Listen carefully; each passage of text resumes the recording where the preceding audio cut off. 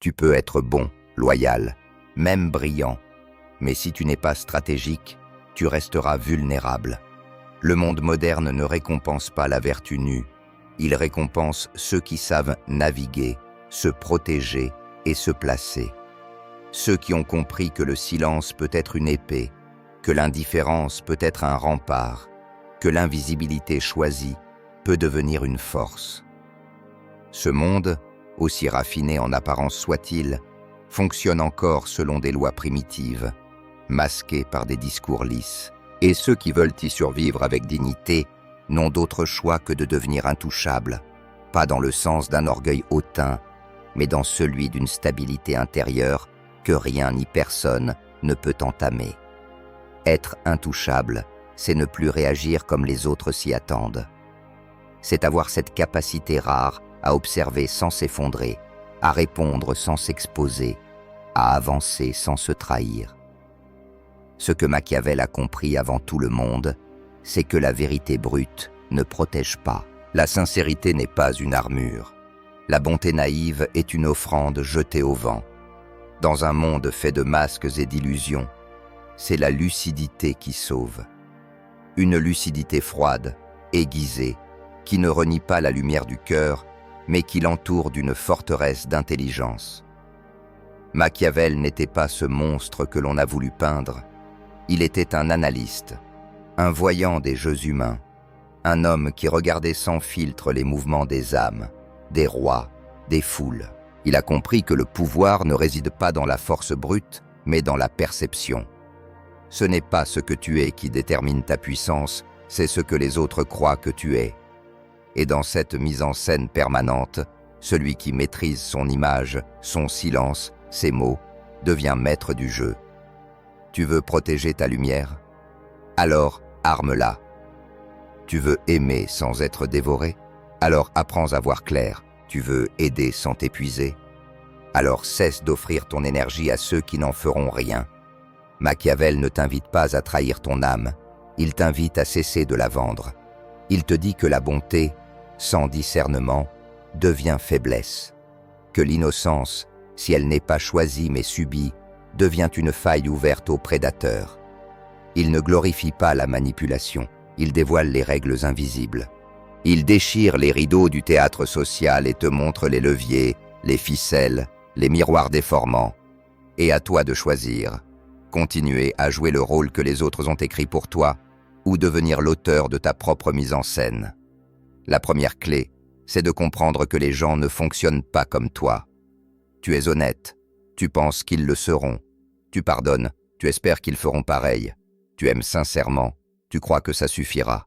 Mais Machiavel t'ouvre les yeux. La plupart des hommes suivent la peur plus que l'amour, le gain plus que la justice. Et c'est en acceptant cette réalité, sans haine, sans amertume, que tu redeviens libre. Celui qui croit que le monde lui doit quelque chose sera toujours à genoux. Celui qui comprend que tout est à conquérir, même la paix intérieure, cesse de quémander. Les hommes jugent avec les yeux, rarement avec le cœur. Ce qu'ils voient devient leur vérité. Tu veux être juste?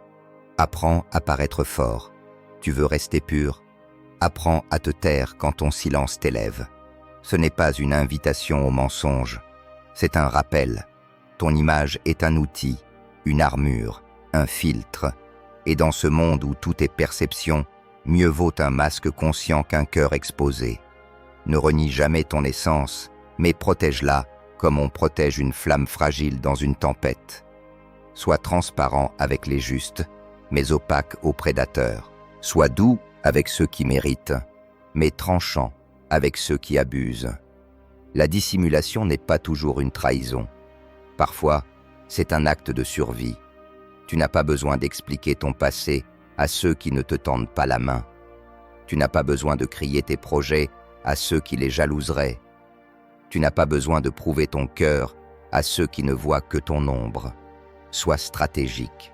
Retire-toi avant d'être vidé. Retiens ton enthousiasme comme une richesse précieuse. Celui qui ne dit pas où il va est plus difficile à piéger. Le mystère attire, mais surtout, il préserve. Le silence n'est pas une faiblesse. il est une forteresse. Et ceux qui apprennent à le maîtriser deviennent insaisissables. L'attachement est une force, mais mal dirigé, il devient un piège. Combien se perdent pour ceux qui ne les regardent même pas? Combien sacrifient leur paix pour des relations à sens unique? Tu veux aimer en vérité? Apprends à ne plus avoir peur d'être seul. Tu veux aider les autres? Commence par ne plus être une proie. C'est quand tu n'attends plus rien que tu deviens redoutable. Tu offres sans t'épuiser. Tu aimes sans te vendre. Tu choisis sans dépendre. Voilà le vrai détachement. Non pas l'indifférence glaciale, mais la liberté intérieure de rester toi, même face à l'injustice, même face à l'abandon. Le pouvoir personnel n'est pas domination, c'est autonomie. Gouverner les autres sans se gouverner, soi est illusion. Machiavel le savait. Celui qui dépend des autres pour exister est déjà prisonnier. Reprendre le contrôle commence par des gestes invisibles. Ne plus réagir à chaque critique. Ne plus justifier ce qui est juste. Ne plus chercher à plaire à ceux qui ne voient même pas ton effort. Le silence devient alors une réponse. L'indifférence, un langage. Le calme, une barrière. Et ta paix devient ta forteresse. Un bastion que personne ne peut violer. Combien de fois as-tu trahi ta propre sagesse pour un peu d'attention? Combien de fois as-tu ravalé ton intuition pour suivre quelqu'un d'aveugle? Ce n'est pas trop tard. C'est aujourd'hui que cela change. En toi, pas à l'extérieur, pas dans le système, mais dans ton regard, ta posture, ton souffle. Et pourtant, le piège est là. L'illusion que stratégie et bonté sont incompatibles. Cette voix intérieure qui te dit « Si je commence à me protéger, je trahis ma lumière ». Faux. Protéger ta lumière, c'est la première preuve de sa valeur. Tu ne dois pas devenir dur. Tu dois devenir clair. Tu ne dois pas manipuler. Tu dois comprendre. Tu ne dois pas dominer. Tu dois t'ancrer. La lucidité n'est pas une cage, c'est une clé. Et cette clé ouvre une porte, celle d'un monde intérieur où tu peux aimer sans te perdre, briller sans t'épuiser, servir sans t'oublier. Tu crois que tout doit être dit, que ta sincérité est une preuve d'authenticité, mais la vérité sans discernement est une offrande au loup. Tu crois que montrer tes blessures les guérira? Non. Parfois, elles deviendront des armes dans les mains de ceux qui ne te veulent pas de bien. Apprends à être ouvert sans être vulnérable, transparent sans être traversé, présent sans être pris. C'est cela, l'élégance tactique. Et c'est cette élégance qui rend un homme vraiment intouchable. Tu dois te connaître profondément pour ne jamais tout révéler. Le monde moderne a glorifié l'exposition. On te dit qu'être vulnérable, c'est être fort, mais on oublie de préciser que cette vulnérabilité doit être offerte avec sagesse, pas imposée comme une faiblesse. Être vulnérable sans filtre, sans conscience, c'est ouvrir la porte aux destructeurs silencieux, ceux qui n'attaquent pas frontalement mais qui pénètrent ton esprit, le colonisent, puis le vident. C'est pourquoi l'invulnérabilité psychologique ne consiste pas à ériger des murs, mais à renforcer les fondations de ton être, pour qu'aucune tempête ne les fissure. Machiavel insistait sur l'impermanence des relations humaines. Celui qui t'admire aujourd'hui peut te piétiner demain. Celui qui te jure fidélité peut, en une nuit, rejoindre tes ennemis. Et ce n'est pas du pessimisme, c'est une forme d'élévation. Car celui qui anticipe la trahison ne devient pas cynique, il devient prudent. Il ne se ferme pas à l'amour. Il choisit de ne pas le sacrifier à l'illusion. Il reste ouvert, mais ancré, présent, mais détaché. Et dans cette posture, il devient inébranlable. Être intouchable, ce n'est pas vivre sans lien, c'est vivre sans chaîne. C'est pouvoir aimer tout en restant libre. Donner sans te vider. Agir sans devoir t'expliquer.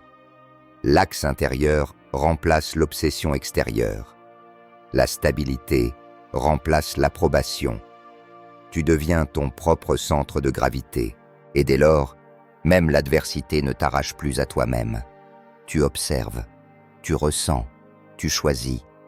Tu ne réagis plus pour plaire, pour sauver, pour valider. Tu agis parce que c'est juste, pas parce que c'est attendu. Mais le piège ultime, celui qui ruine les plus éveillés, c'est l'ego spirituel. Cet ego qui se croit au-dessus des règles humaines. Celui qui pense n'avoir plus besoin de stratégie, car il a compris. Cet homme-là est plus vulnérable que le naïf, car il croit être lucide, alors qu'il est aveuglé par sa propre image. Machiavel ne méprisait pas la morale. Il comprenait simplement que la vertu, dans un monde corrompu, devait être armée. Celui qui refuse de voir cela devient un outil docile dans les mains des autres. Il croit être libre, mais il est manipulé à travers son besoin d'être vu comme bon. La véritable sagesse ne fuit pas la stratégie. Elle l'embrasse. Elle sait quand se taire, quand parler, quand sourire, quand trancher. Et surtout, elle ne vient pas d'un livre. Elle vient de l'observation, du vécu, de la capacité à apprendre de chaque revers, de chaque trahison, de chaque chute. Ceux qui ont du pouvoir ne le crient pas. Ils n'ont pas besoin d'expliquer leur autorité. Elle se ressent. Et plus tu apprends à gouverner ton intérieur, moins tu ressens le besoin de gouverner les autres. Car tu comprends que la véritable puissance, c'est la maîtrise de soi. Le monde est rempli d'êtres brillants qui ont chuté, non à cause de leur faiblesse, mais à cause de leur candeur. Des cœurs sincères, broyés par des jeux qu'ils ne soupçonnaient même pas. Des leaders tombés non parce qu'ils étaient mauvais, mais parce qu'ils n'avaient pas de stratégie. Et cette stratégie, elle ne s'apprend pas dans la panique. Elle se cultive dans le silence, dans l'observation, dans l'art de ne plus se trahir. Tu crois aimer alors que tu combles un vide. Tu crois guider alors que tu suis une attente. Tu crois être libre alors que tu réagis à chaque opinion. Tu crois être respecté alors que tu n'as jamais posé tes limites. Voilà pourquoi la stratégie n'est pas accessoire. Elle est vitale. Elle n'est pas froide. Elle est nécessaire. Elle n'est pas inhumaine. Elle est profondément consciente. Et c'est cette conscience que tu dois incarner. Alors applique maintenant, pas demain, pas quand tu te sentiras prêt. Maintenant, car l'intouchabilité ne se pense pas. Elle se construit par des actes simples, constants, discrets. Tu veux être fort. Observe sans parler. Pendant 7 jours, impose-toi ce silence. Ne dévoile pas tes projets. Ne commente pas tout. Écoute plus que tu ne réponds. Et tu verras. Ton silence deviendra un miroir. Il obligera les autres à se révéler. Il fera émerger leur vérité. Et toi, sans avoir bougé, tu auras gagné. Protège ton énergie comme un sanctuaire. Ne donne plus ton temps à ceux qui te vident. Refuse les conversations qui ne mènent nulle part. Chaque fois que tu sens ton feu intérieur s'éteindre, demande-toi, à qui ai-je remis mes clés? Et si la réponse n'est pas alignée, reprends-les. Reprends ton pouvoir, ton temps, ton espace. Réduis les distractions. Ralentis les réactions. Recentre-toi. Apprends à dire non. Non pour rejeter. Non pour affirmer. Joue avec l'ambiguïté. Laisse parfois les autres dans l'incertitude. Pas pour manipuler, pour préserver. Le mystère, c'est l'oxygène de ton espace intérieur. Refuse de te vider pour ceux qui n'écoutent pas. Refuse de tout montrer à ceux qui ne savent pas voir. Pose-toi cette question chaque soir. Ai-je trop expliqué? Trop exposé? Et si oui, pourquoi? Qu'est-ce que je cherche à prouver? Le besoin de validation est un poison doux, mais lent. Il s'infiltre. Il t'endort. Il te fait oublier que tu es déjà complet. Construis ton axe. Chaque jour, fais une chose qui renforce ton autonomie. Lis. Médite. Bouge ton corps. Structure tes idées. Écris. Car plus ton monde intérieur est dense, moins tu as besoin de reconnaissance extérieure. Celui qui dépend des autres pour exister est déjà perdu. Machiavel l'a dit. Cultive ton jardin, sois le gardien de ton propre royaume. Et tu verras, ceux qui te méritent entreront. Les autres resteront à la porte, là où est leur place. Souviens-toi de ceci. Tout ce qui est vraiment puissant est invisible. Les plus grandes stratégies sont silencieuses. Tu n'as pas besoin de prouver. Tu n'as pas besoin d'écraser. Tu as besoin de transformer. Ta colère en calme, ton besoin d'attention en lucidité, ton impulsivité en stratégie. Tu veux devenir intouchable? Alors, ne te contente pas de comprendre. Incarne. Et tu verras que le monde commence à tourner différemment autour de toi. Non parce qu'il a changé, mais parce que tu es devenu ton propre centre. Et maintenant, avance sans bruit. Car la véritable ascension ne fait pas de bruit. Elle se construit dans l'ombre, dans le silence, dans les décisions intérieures que personne ne voit, mais qui changent tout. Ce que tu bâtis sans le dire, personne ne peut le saboter. Ce que tu renforces sans le montrer, personne ne peut l'exploiter. Et un jour, sans prévenir, ta force devient évidente. Tu n'as rien annoncé, mais tout en toi impose le respect. Ce moment-là n'est pas une explosion, c'est une révélation.